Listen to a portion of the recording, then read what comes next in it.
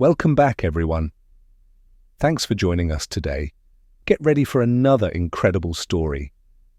My daughters told me I wasn't their real father, so I stopped acting like one. They didn't expect the consequences. It all started on a normal Tuesday afternoon. I had just finished another long day at work and was looking forward to a quiet evening. The house was eerily still when I walked in. Something felt off. My wife was sitting at the kitchen table, her eyes glued to her phone, and the girls were nowhere to be found. The moment I set my briefcase down, my wife looked up at me, her face tight with something I couldn't quite place. "Where are the girls?" I asked, trying to sound casual. She didn't answer immediately, just looked down at her phone again, her fingers scrolling without purpose. That's when I heard it, the faint sound of voices, muffled, coming from the back of the house. It was strange because the back door was supposed to be locked. I walked toward the sound, thinking nothing of it at first, but as I stepped into the hallway, I caught sight of my daughters through the open door of the living room. They were sitting on the couch, their heads huddled together. I couldn't hear everything, but the words I caught made my stomach churn. "We don't even have to call Dad anymore," one of them said. "He's not our real father. I can't believe Mom married him." The words hit me like a slap. My breath caught in my chest and I stood frozen. How could they think that? I had raised them from the moment they were born. I had been there for every scraped knee, every school play, every late-night homework session. I was their father, whether they wanted to admit it or not. I should have walked in and confronted them then, but something inside me told me to hold back. It was like a wave of confusion and hurt had crashed over me, and I needed a moment to figure out what was going on. I backed away quietly, but my heart was hammering in my chest. The rest of the evening passed in a blur. The girls were distant, almost cold. They didn't look me in the eye, didn't ask about my day, didn't even talk to me unless they had to. My wife didn't bring it up either. She just sat there quietly, drinking her wine, not meeting my gaze either. That night, I stayed, up long after everyone else had gone to bed. The words echoed in my mind, "Not our real father." How could they think that? What had I missed? I replayed every moment, every interaction with the girls. I had always tried to do my best for them, to be present, to be the father figure they needed after their biological father had disappeared from the picture. The next morning, I woke up early. My wife was still asleep, but the girls were already up, huddled over their phones at the kitchen table. The tension in the air was palpable.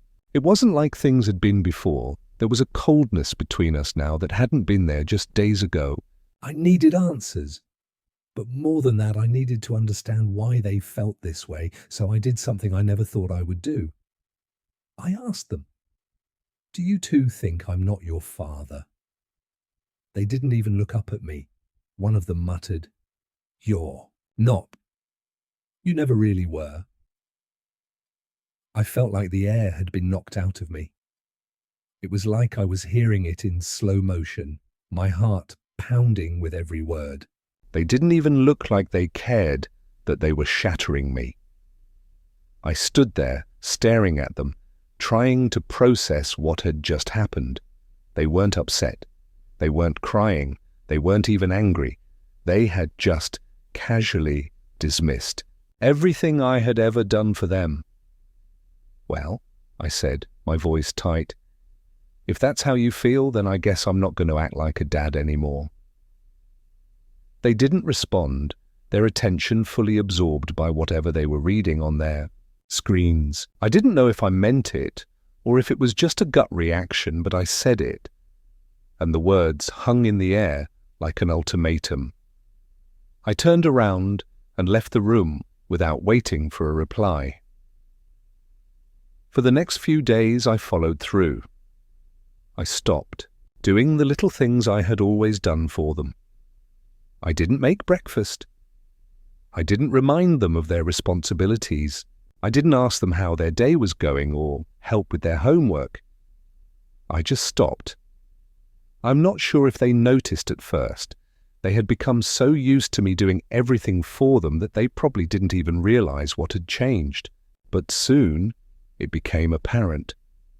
The first time one of them looked at me with confusion was on the 4th morning. I was sitting at the table, reading the paper, when she came down, still groggy. She stood there for a few moments before asking, "Aren't you going to make breakfast?" I shrugged. "I don't know.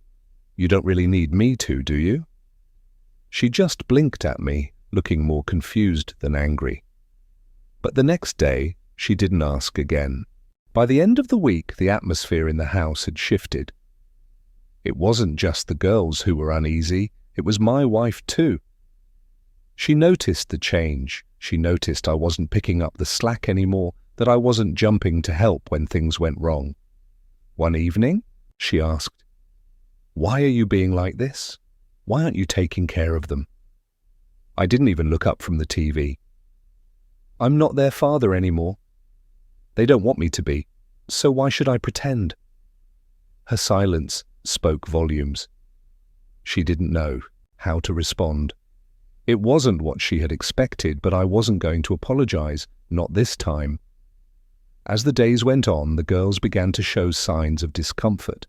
They didn't seem to understand what had happened. They didn't get why I wasn't playing the role they expected. It was like they hadn't realized how much I had done for them until it was no longer there. And that's when things started to change. It started subtly at first, a few glances exchanged between my wife and the girls, but nothing more. They'd still pass me in the hallway without a word, like I was just another piece of furniture in the house. The house had become a shell of its former self, devoid of warmth or laughter. It was a stark difference from the way things used to be. But I had my reasons for keeping my distance. They had drawn their line in the sand when they told me I wasn't their real father, and I wasn't going to cross it anymore. Then one evening, the tension finally boiled over. The girls had been particularly withdrawn that day. They ate dinner without speaking, their eyes glued to their plates, as if the food had somehow become more interesting than the family sitting around the table. I could feel the unspoken words hanging in the air like an argument waiting to happen after dinner. One of the girls finally spoke up. "Why aren't you helping anymore?" Her voice was small, almost unsure, but there was an edge to it that I couldn't ignore. I didn't look up from my book. "You didn't want me to help?"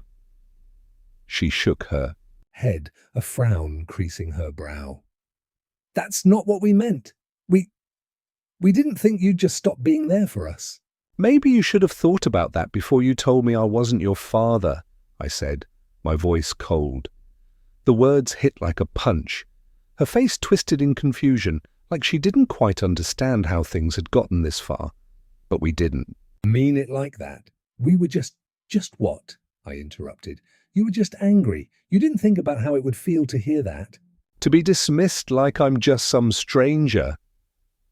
The room went silent. She opened her mouth, then closed it again, unsure of what to say. It was like the reality of her words had finally hit her. I wasn't some stranger. I had been there for her, for both of them, when they needed a father. And now they were starting to realize it. My wife, who had been quiet up until then, finally spoke. "You don't have to be like this." I didn't answer her right away. I didn't know what to say. I had already given everything to this family. I had sacrificed so much of my time, my energy, my love for them, and yet, in an instant, they had turned their backs on me. "Maybe I don't have to be like this," I said, finally. "But I don't want to pretend like nothing happened either. You all made it clear where I stand in this house. I'm just the guy who brings in the paycheck and fixes things around here, right?" My wife looked at me, her face softening for a moment, but I wasn't in the mood for her sympathy. I wasn't looking for an apology. I just needed them to understand what it felt like to be pushed aside. The following days were a strange mixture of tension and realization. The girls started to notice that their mother wasn't intervening anymore. She wasn't the buffer between us, wasn't trying to smooth things over like she usually did, and that seemed to hit them harder than I had expected. They were used to the comfortable routine we had all built, one where I played the role of the father, the provider, the fixer. And now that I wasn't playing that role, everything felt off balance. My absence, my unwillingness to engage, had created a vacuum that they were struggling to fill. By the end of the week, I had already stopped doing everything I used to. I didn't make them lunch. I didn't remind them to take their vitamins. I didn't fix their broken toys or answer their questions about school. I barely even looked at them when they spoke. If they wanted a father, they could go find one. One night I was sitting in the living room when the youngest came in, hesitating before sitting down beside me. Her eyes were downcast, her hands twisting together nervously. "Dad?" Can we talk?" I didn't look at her right away. "About what?" I'm sorry," she said quietly. "I didn't mean what I said. We didn't mean it. We just, I don't know. I didn't think it would hurt you." I let the silence stretch between us. I could feel the weight of her words, but part of me was still angry. I wanted to believe her, but I didn't know if I could just forgive and forget. What if she was just saying the words because things were getting uncomfortable? I turned the page of my book, pretending I hadn't heard. "Her? You should have thought about that before." Her shoulders slumped, and for a moment, we walked back to the car in silence. My wife gave me a look, one that told me she was waiting for me to say something, to do something, but I didn't. I was tired of being the one who always had to fix things. As we drove home, my daughter finally spoke. "Are you mad at me?" I kept my eyes on the road. "What do you think?" She hesitated. "I think you are."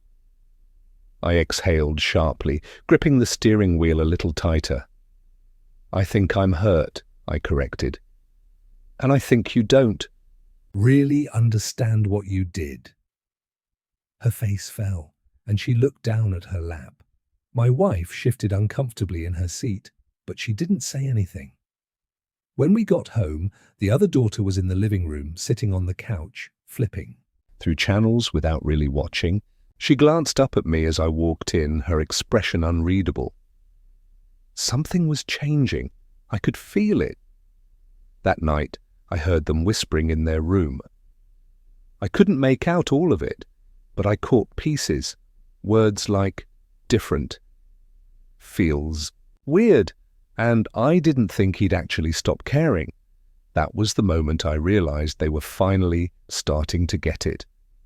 They had taken my presence for granted for so long that they never considered what it would be like if I wasn't there in the ways that mattered.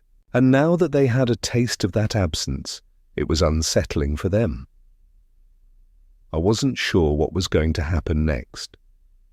I didn't know if they would ever truly understand what their words had done to me. But for now, I was content to let them sit with it, to let them feel, even just for a little while, what it was like to be the one left out. I said, my voice steady but heavy with exhaustion. "It doesn't erase what was said. It doesn't undo the way you made me feel like I was nothing to you." They both flinched at my words, and for the first time I saw real fear in their eyes, not fear of punishment, but fear that I wouldn't come back to them, that maybe this wasn't something a simple apology could fix. My wife sat down across from me, watching carefully, like she was afraid to push too hard. "Then what will?" she asked gently. I sighed, running a hand over my face. "I don't know," I admitted. I don't know if anything will. You both made a choice that day, and I had to live with it. Now you do, too. The room was thick with silence. The girls looked at each other as if searching for the right thing to say, but for once, I wasn't going to be the one to make it easier for them. I still love you, my youngest finally whispered. I swallowed hard, my chest tightening. I wanted to say it back. I wanted to pull them into my arms and tell them that everything would be okay. But the truth was, I wasn't sure it would be. Love isn't just words, I said. It's how you treat someone. It's what you show them even when you're angry, even when you don't understand your own feelings. You didn't just hurt me that day. You broke something. The eldest wiped at her eyes quickly, as if embarrassed by the tears forming there. Can we fix it? She asked. I looked at them both for a long moment, then finally exhaled. That's up to you. And for the first time since it all began, they really, truly understood. I said softly, "You can't just tell me I'm not your father and then expect everything to go back to normal when it's convenient for you." My words hung heavy in the air, and I saw both of them flinch. I could feel the regret radiating off them, but it didn't make me feel any better. It didn't take away the hurt. My wife entered the room then, standing in the doorway, watching the scene unfold. She knew what had happened, knew the toll it had taken on all of us, but she didn't know how to make it right either. The girls stood there for a few moments, their shoulders slumped, their faces a mix of shame and sorrow. But it wasn't the words of apology that changed everything. It was the realization that they had finally understood what it meant to lose someone. Not just me, but the idea of family itself. And I realized for the first time that they weren't the only ones who needed to figure things out. I did too. Maybe there was still a way back, but it would take more than just words. It would take time, trust, and something we had all lost along the way: effort. I don't know where we go from here, I said, my voice barely above a whisper. But I need you to show me that you care, not just say it. The youngest nodded, her face pale, but there was a glimmer of understanding in her eyes. We will, she said, her voice small but steady. And in that moment, I realized something. It wasn't just about them understanding the weight of their words. It was about me understanding how far I had let this silence go. Maybe we could still fix this, but it would take all of us to make it work. And for the first time in days, I felt like there might be hope. If you liked the video, make sure to like it, subscribe to the channel, and don't forget to press the bell icon.